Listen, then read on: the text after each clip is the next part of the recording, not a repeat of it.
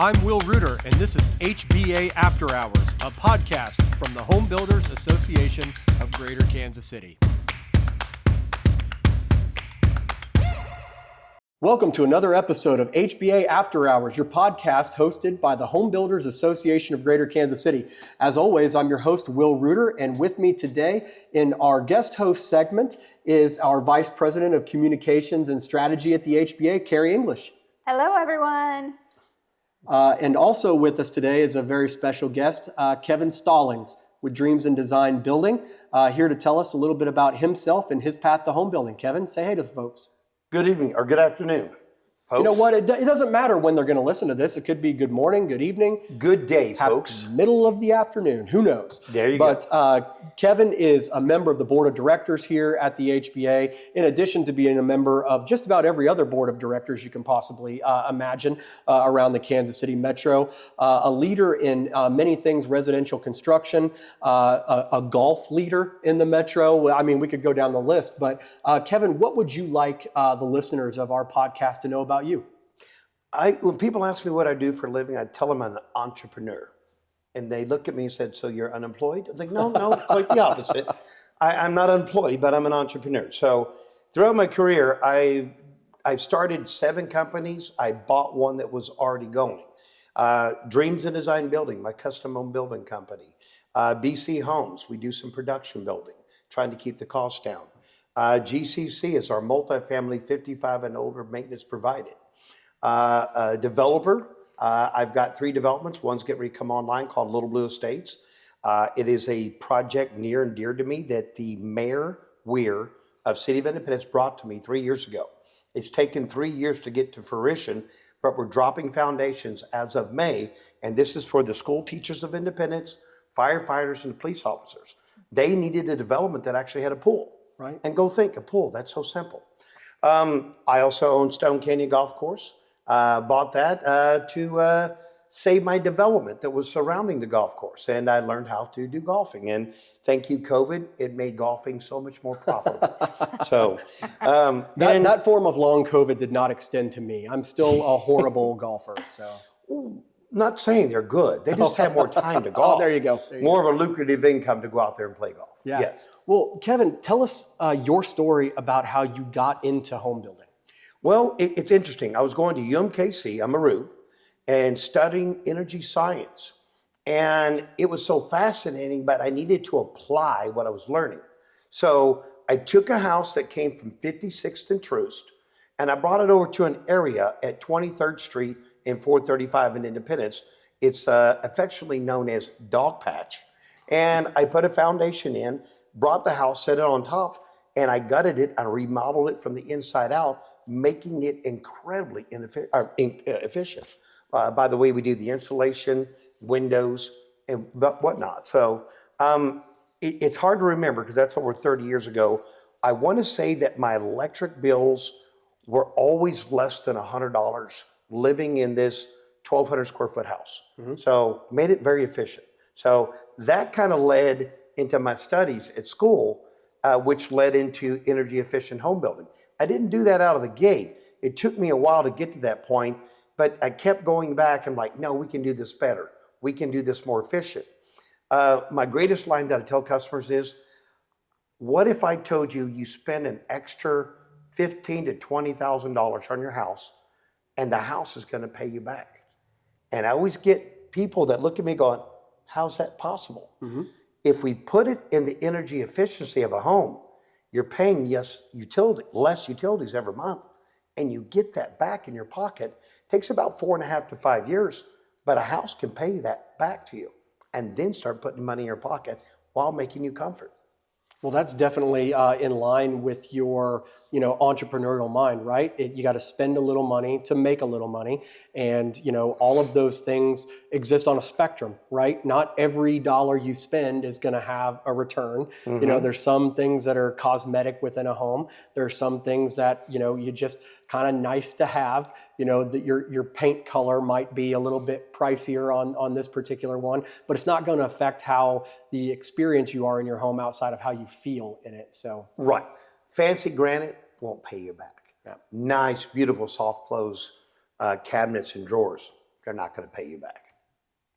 So, our home builders and people involved in this industry, they exist on like a timeline. What they are today is probably not exactly what they were when they first got started. So over the course of, you just said it, like 30 years when you started with that first house, making it energy efficient. What is like one thing that has stuck with you? Like you learned early on and it has proven universally true throughout the rest of your career? So I'll start with this. Like when I'm at church or close friends and family, hey, we're getting a new house. Great. How old is the house? And they'll commence to tell me the age of the house, and I'll ask a lot of different questions. I'll ask them, so if your house is 20 plus years old, back when you did it, you had 12 inches of insulation in your attic. Due to the dust that collects in the attic, it's heavy and it compresses the insulation that's there. Most people have 4 to 6 inches of insulation in their attic. It's like having a sieve. It's just leaking out heat and cool throughout the house. You can spend between $800 and $1,000. It will pay for itself in a year and a half because it holds the heat and air in the house. Your ceiling penetrations is the worst thing that you can leak in a house. By getting all that closed up, it allows the heat and air to stay where it's supposed to be. So I tell them, blow your attic. That's the first thing you got to do. Get it checked by a professional. Lots of great insulation companies out there. Get it checked by a professional. Go ahead and blow it. Second thing I tell them to do, call a local HVAC contractor. Have them service your air conditioner. Make sure it has the right, I think CO2 is gone. So it'll be 410A or the new stuff that's coming down the line, which I don't. 25, right? Yep. And balance your air conditioner. An air conditioner that's slightly out of tilt, I'm talking 2 to 3 inches, can be up to 25% inefficient because it's not balanced, because not the oil and everything are where they need to be. Go through your furnace. Make sure your burners are working properly. I've seen houses where they go in there and you have 4 burners, but only 3 of them are working properly. And that 4th burner's not working. Condensers that are a 4-ton condenser, but after it starts to cool, some reason it shuts down to a 2-ton condenser. And you don't know that until you hook a computer up. Have a professional come out, do the diagnostics, and do it every year. Filter, humidity filter, do all the maintenance they recommend. It will pay for itself, the money you're spending on that. And the best part is your house is more comfortable. Mm-hmm. Well, I think that is such an important aspect of this entire housing conversation, right? You can't just build it and expect it to perform exactly the way it was built, 30 years after the fact. It's like never changing the oil in your car or putting new tires on it. There is a cost of maintenance, and that's incumbent on homeowners to, kind of have an idea of, what it is they need to be looking for. But a lot of people don't know to do that. Right. They don't until you tell them. So you change the oil in your car. You put new tires on. You've got to give your house the same kind of love, Make sure that, your faucets aren't clogged up, because a lot of them get clogged up with debris that's in there. Your furnace, your air conditioner, make sure they're working properly. You have the right amount of insulation, and your windows and your doors are sealed up on the entire envelope. And a lot of times, replace your windows. You get the single pane in there with no gas whatsoever, and now we have double and triple pane with argon in it. There's a huge difference there. So. And so, you mentioned single pane. There are tens of thousands of homes across the Kansas City metro that were built generations ago, that people are still living in, that, were done with different materials and methods that were contemporary to the day, but, things have changed. Talk to me a little bit how you've seen building science and products and materials and techniques evolve over the years. Okay, recently I did a remodel over in Tapawingo, Lake Tapawingo, located in Blue Springs. When I got there, I knew that it was a pretty old house. 1952, I want to say it was erected. The minute I walked in, I saw the single pane windows that had glazing on them, holding them in place. Then I saw the storm window on the outside, single pane. And it's what they did when these windows weren't efficient. They put storm units on them. I saw louvers on the back deck that led to a screen. Back in the day, that was acceptable. but this was their first line of defense, and you can literally feel the cold air coming in. So there were a lot of things in this house. The garage didn't have sheetrock in it. Oh, wow. Yeah. Yeah. No sheetrock. A vehicle catches fire, that whole house is gone. Poof. Yeah. So it's going through the house, seeing the dated things and getting them updated. Most houses structurally are sound. Long as you don't have wood rot, you can take any house, gut it, revamp it, and bring it up to code. And make it very efficient. So I've seen a lot of guys out there flipping houses, and they're doing quite well by bringing them up to code and making them energy efficient. Yeah, I mean, when you look at the intense housing need that exists all over the country, but especially here, we're not going to be able to build, new housing enough to satisfy the intense demand if we allow our existing housing stock to deteriorate to the point where it can't be occupied anymore. Right. Where you got to tear it down. So, a part of this overall housing conversation has to be maintaining existing stock, bringing it up to a more modern level of performance, while also building to the highest standard that that consumers can afford. Absolutely.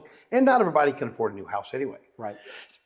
A lot of people come in, this house is all they can afford, but they need direction on what they need to do to make it affordable.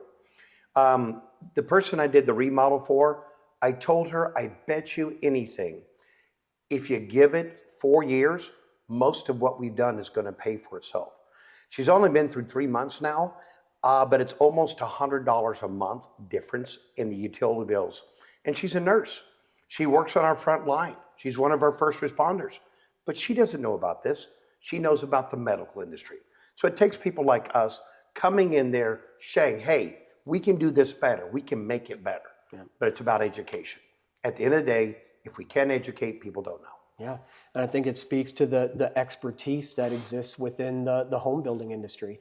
You wouldn't take your car to a dentist to have it checked out. You take it to a mechanic. The mechanic probably knows nothing about dental care. He brushes his teeth, does mouthwash, does all that kind of stuff, but he doesn't operate in that space every day. This is what industry professionals in the housing space do every single day. They're up to date on the most modern trends and the way that building science has evolved, and they've got a little glimpse into the future about what's coming next. You were just at the International Builder Show and got to see all of the stuff that's coming down the line that people probably don't even know exists yet. Yep.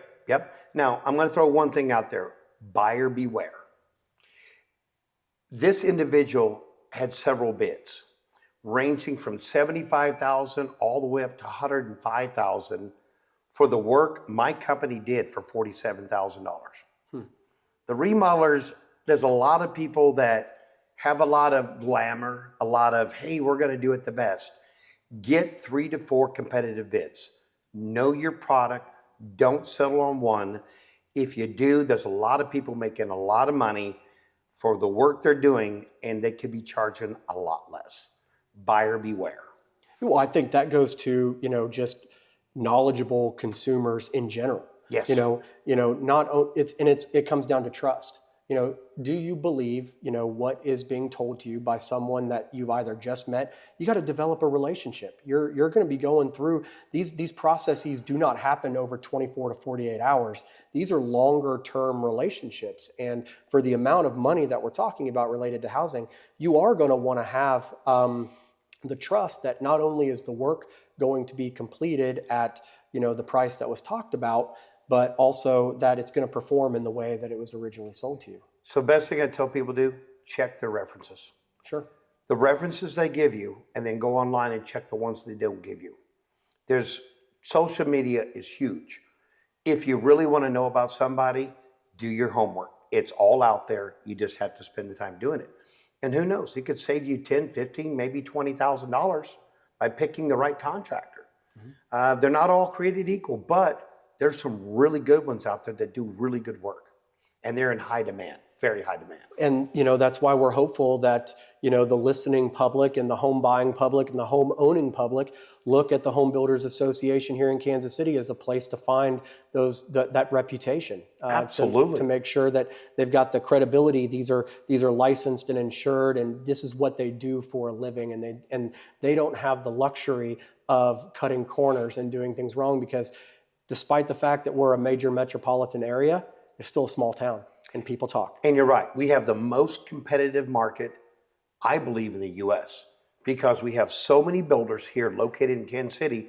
It's hard for the big conglomerates to come in and compete with us because we're willing to do a better quality product. We're willing to move walls. We're willing to change things for that consumer to give them the ultimate happiness of what they're looking for. Well, Kari, it's been the me and Kevin show so far. I know you're sitting here just burning. Chime in, Kari, with please. something to drop in on. My question actually is how, because you do both remodel and new builds, how does energy efficiency, how's it differ? What do people need to know if they're looking at, should I remodel my house or should I buy a new house? Wow, that's a good question. Okay, for the record, I don't do remodels. Okay. But for close friends and family, I will come in and do a remodel for them. I have been snookered into doing a few. Plus, people at church ask me, and they're always buying a resale. So that part I'm really good about telling people that, hey, look for these things, do these things. When it comes to new construction, I kind of lay out different paths of how long are you going to be in this home? Is this your forever home? Let's drop $20,000, $30,000, $40,000 in energy efficiency to make your house a lot more efficient. If you're only going to be here 5, 10 years, then let's do a 96% furnace variable speed, 16-SEER air conditioner variable speed, and let's do a little bit better insulation package. It really depends on how long do you see yourself here? Because the greater the investment, the greater the return. I recently just finished a house for myself, and I don't mind talking about it. Frank Lloyd Wright, we all know him. Of course. He did these huge soffits all the way around the house. Do you guys know why he did the huge soffits around the house? No. He would position the majority of the windows to the north by northeast. In the summertime, the sun is high. You're not getting the solar heat gain on the house. In the wintertime, the sun is lower and you get the solar heat gain on the house. I have blackout blinds in the front of my house. I have them set up in the wintertime that they go up at 7 a.m. They go down at roughly 5:30 p.m.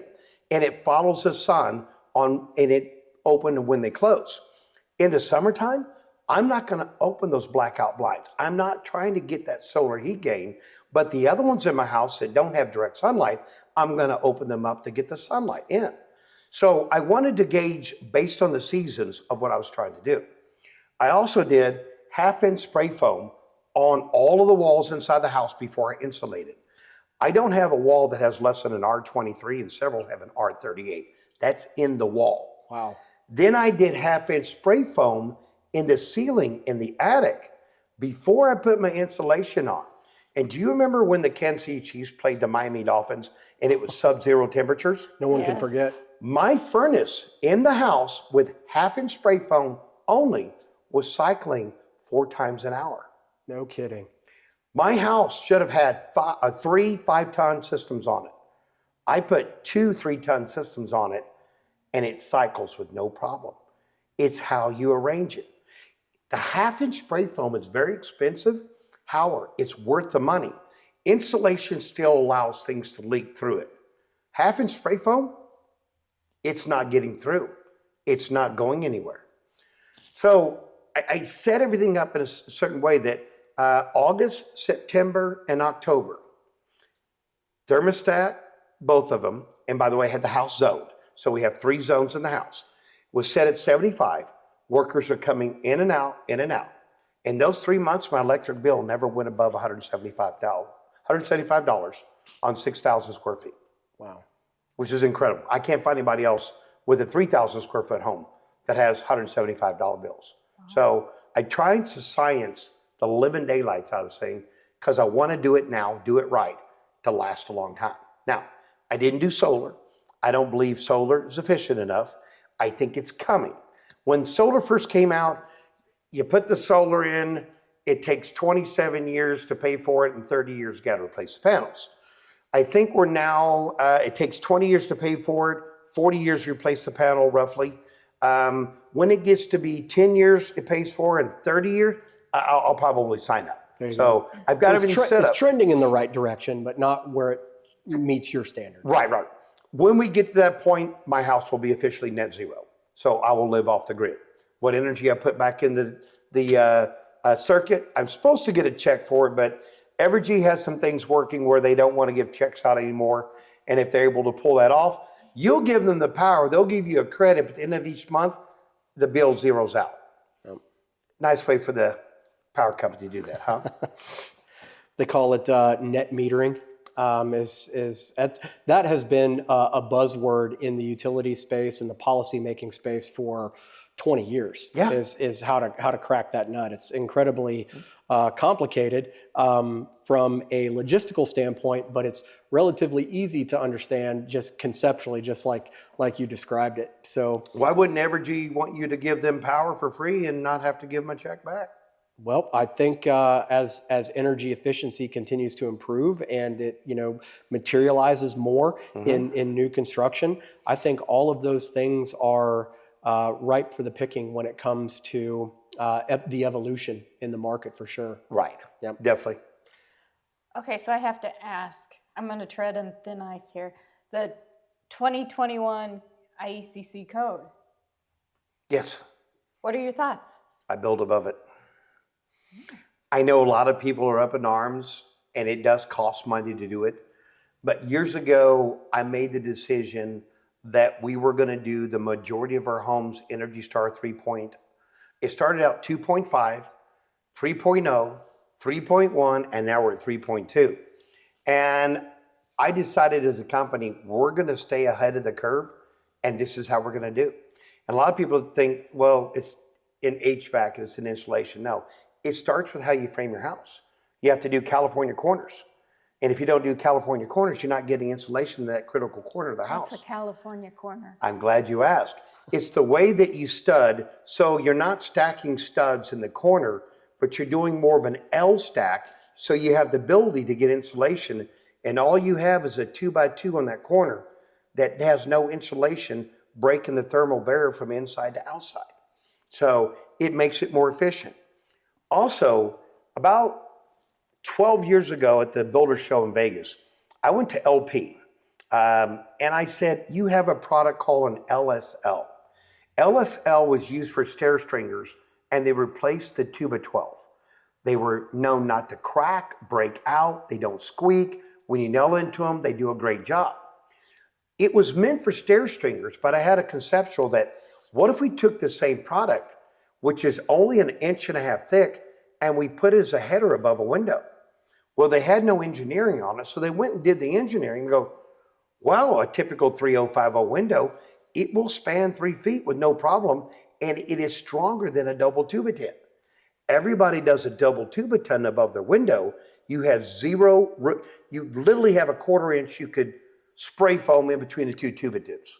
It's not much of anything. So we went in there and added one LSL at 1.5 inches.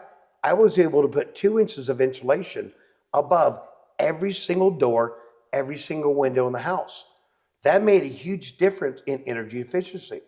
If you go in my house with a gun and you go around, you cannot find hot and you cannot find cold because literally we have the entire thing insulated. And we try to break the thermal barrier as often as we can, but that's a little bit more complicated. That'll be my next house down the road.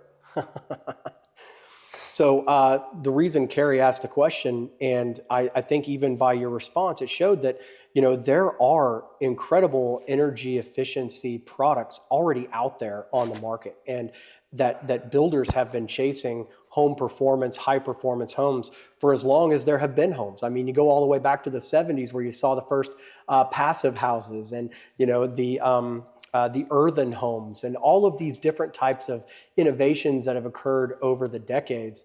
And it's where that innovation is found, because you don't get to build something you just want to build. You have to build something that somebody's going to want to buy. Right.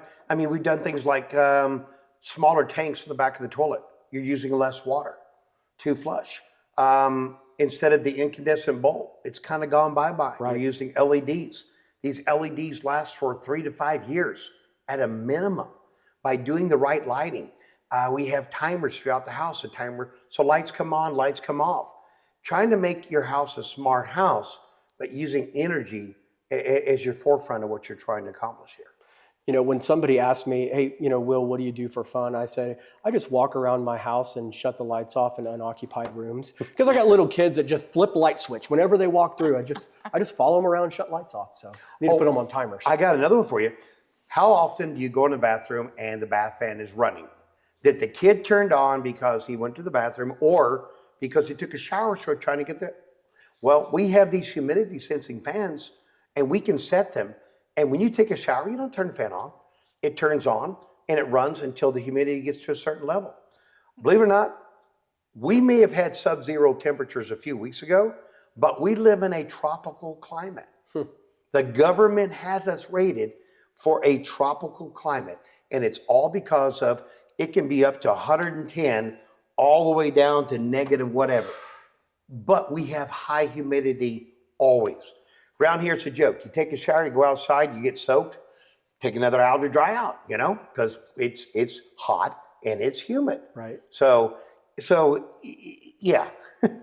Well, that's also, you know, one of the challenges of building in an environment like Kansas City, because you've got to incorporate the entire spectrum of the weather experience in one calendar year. We have the most extreme highs and the most extreme lows and everything in between. So, you know, how does this market, because I know you travel the country and you look at a lot of different product in a lot of different places. How does, you know, our ability to respond to our natural environment here differ than a builder's ability to respond to Florida weather or the Pacific Northwest? Right. Every state is going to have its own challenges.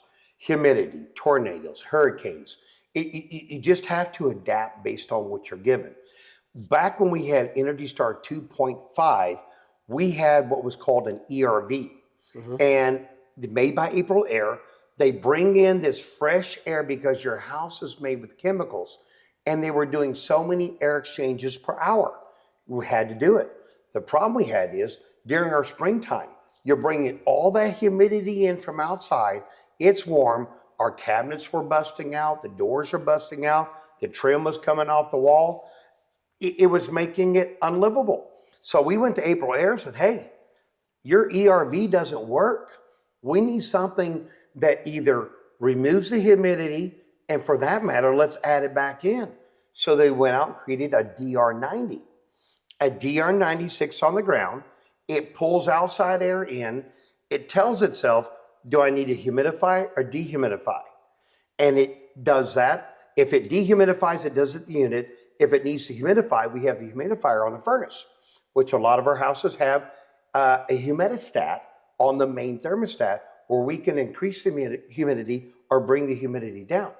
And so we're creating these really super smart houses that are well beyond most buyers' education. So having that service plan from that service professional is huge in keeping your system balanced. I've had people, I run to the grocery store or at the gas station. Man, I really love my house, but man, lately it's not been working right. I said, when's the last time you had somebody out to service it? Well, I haven't. I said, would you drive your car around without changing the oil? Would you drive your car around without taking care of the tire pressure? You have to keep up the maintenance on your home. It will pay you back, guaranteed. So once we learned that we needed that DR90, it made building a house and the comfortability of the house much easier to maintain. Yeah, and I think that's a really instructive story too, to, you know, recognize that there's a lot of feedback being taken in by the manufacturers of all of these different components that go into a home, which, you know, there is so much technology and so many different engineered components that go into homes that, you know, we've got to take what the actual experience is of what is happening underneath the roof of this home and apply it to the technology for, you know, the next time around. And it's not to say that we would ever, and we do not use, you know, substandard, you know, product and materials, but this is a process. It's like science itself, right? Science is not a set of beliefs. It is a process over time to determine what works and what doesn't. Absolutely, absolutely. Well, so you kind of answered this question, but I think it was so important. I want to give you a chance to answer it again. What's one piece of advice you'd give a homeowner as it relates to energy efficiency? You talked about, making sure that, even before you buy the house or immediately after buying the house, if the price was just too good and the competition too great, making sure your HVAC equipment and your insulation is up to standard. But, what are some of those things that folks should look for when they're looking for that next place to call home? So glad you answered. When a lot of people buy a home, they get a report from an inspector. Comes in, he inspects the house, read that report, understand that report. There's a lot of different things that people miss. Like, for instance, sloping towards the foundation. You need the water to slope away from the foundation. Keeping the ground hydrated around the foundation in the summer months. When that ground cracks and pulls back, your foundation can start cracking and falling apart. People think, oh, I got to replace my foundation. No, it's real simple. You do epoxy injections and you can seal that up, and the injection is actually stronger than the concrete that's already there. So you get driveways that start to drop. Oh, I got to replace my driveway. No. Just do a lift and lift the driveway, mud jacket back up where it needs to go.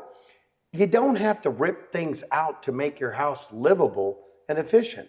Gutters, I need gutter guards. Yeah, you can go to Home Depot. They snap in place and you can protect your gutter and save down on your maintenance on that stuff. There are a lot of things that you can do. Another thing I tell people, water heaters. If and when you have a gas water heater go out, don't go back with another gas. Go back with an electric. Really? Electric water heaters have a 20 to 25 year life. You have two heating elements that you can go to Home Depot or Lowe's. They give you the tool, they give you the element, and you literally drain the water, you pull it out, you plug in two electrical ports, you put it back in, you're done. Interesting. 20 to 25 year life, because a gas wears out the bottom of the water heater. Electric doesn't wear. The only thing you're probably going to get is calcium buildup. There's a simple solution you can put in there that breaks all that down, and then you flush it out. You're supposed to flush your water heater once a year. Right. Nobody does that. No. Nobody does Like that. changing furnace filters, Yeah, all of exactly. those types of things. Yeah. I'll say something, the furnace filter. But, when you go back with an electric. A gas water heater has a 10 to 12 year life most of the time. People say, do you believe in tankless? No, I don't. You waste a lot of water, they cost a lot more money, and you still have a 10 to 12 year life on the tankless from what I've been told. Literally had lunch today with my plumber, and he said there's a lot of people doing it, but if you ask me, I'll do an electric all day, every day. You get more life out of electric. Now, people ask me, well, isn't there a difference between a gas and electric output on water, hot water? Absolutely. 7 gallons an hour. Do the math, 7 gallons an hour different. So if you have a 50-gallon water heater, all you're talking about 7 gallons. If I can have 10 to 12 years or 25 years, I'm going to deal with the 7 gallons an hour.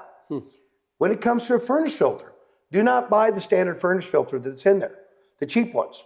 Cheap furnace, cheap filter, you're not getting the separation or the filtration on your furnace, and eventually you're going to get a lot of debris around your blower motor, and when your blower motor dies, you got to put a new one in, and it's pretty daggum expensive. Right. Doesn't mean you got to replace the unit, but it's not cheap. Spend the extra money, get the better filter. It's good insurance.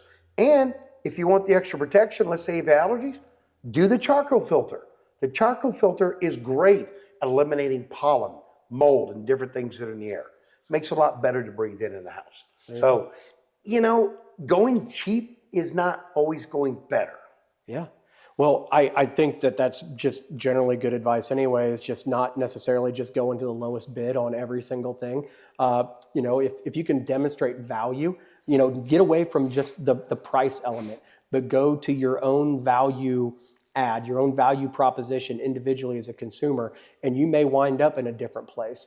And that's why, honestly, why I love conversations like this, Kevin, is because we could ask the exact same question of any of your of some of your other builders, and they may give us a completely different response. Absolutely. And that's what's so cool about the residential construction industry, is that there are priorities, perspectives as diverse as the communities that we serve.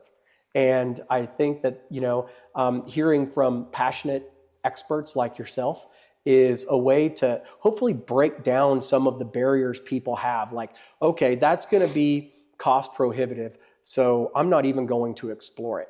You don't know what it is until you have an expert come in and say, this is what the material costs, this is what the labor costs, and this is what you're going to get out of it. You won't know those things by simply doing a Google search. And double check your suppliers. Yep. Get at least 3 bids, if not more. My father used to have a saying, you pay for what you get. Yep. If it's cost effective, it's cheap, you're going to get the results of that. You spend the extra money, see the value before you spend it. Yep. If the value is there, it's worth it.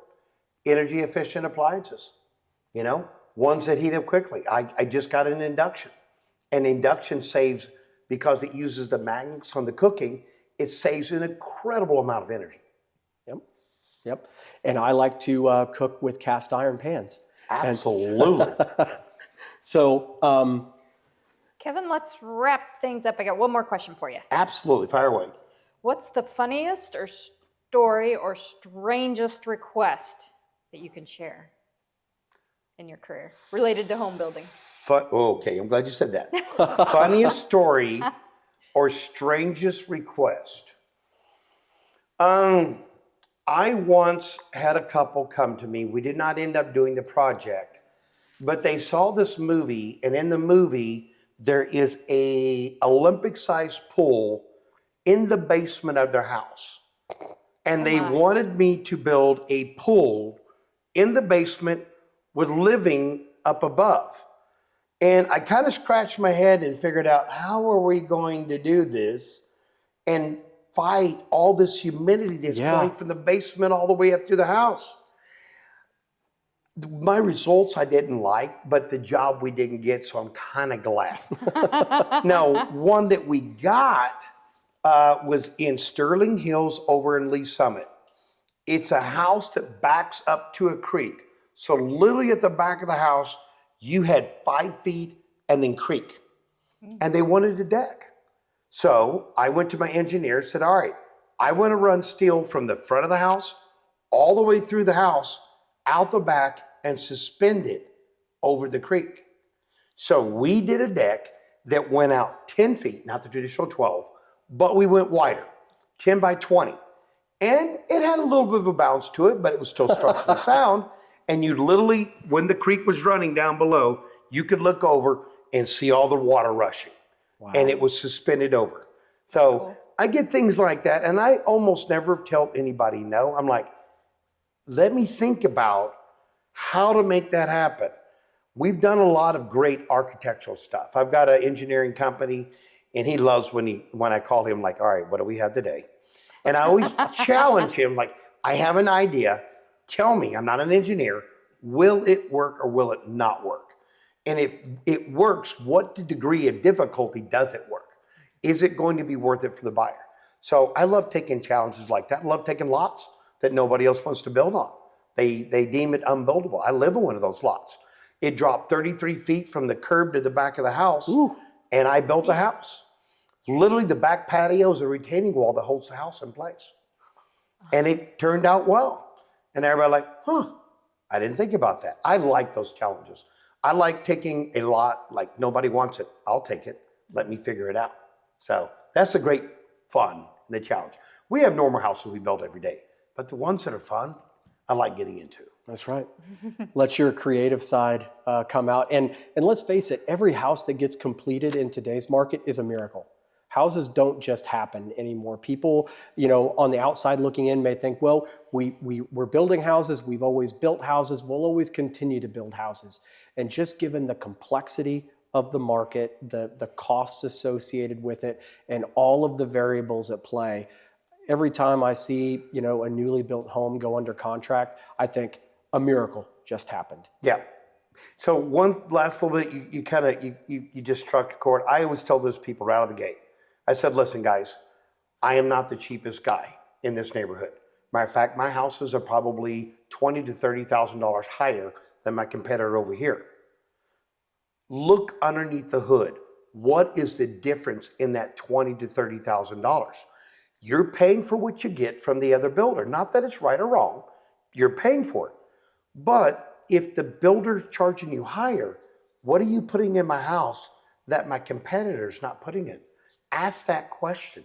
Make the builder answer you that. I've got a great answer every time they ask me that. Well, why you're higher? Like, well, I'm doing this to your house. If you want me to use a lesser product, I can. Oh, no. We want what you put in the house. I take a lot of pride and joy when I get engineers are the pickiest buyers out there, hands down. Right. When they come and they absolutely love how straight our walls are, how great our trim matches up. I take a lot of pride in that. When I can make an engineer happy, I'm like, yes, we did good here. So Awesome. Well, to our listeners, this has been Kevin Stallings with Dreams in Design Building on the HBA After Hours podcast. We hope you enjoyed today's conversation, but we always want to hear from you, the listening public, about future topics you'd like us to address in future conversations.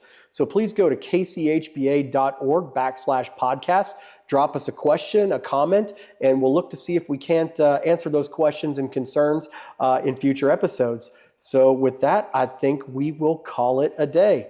As always, I'm Will Reuter with the Home Builders Association of Greater Kansas City.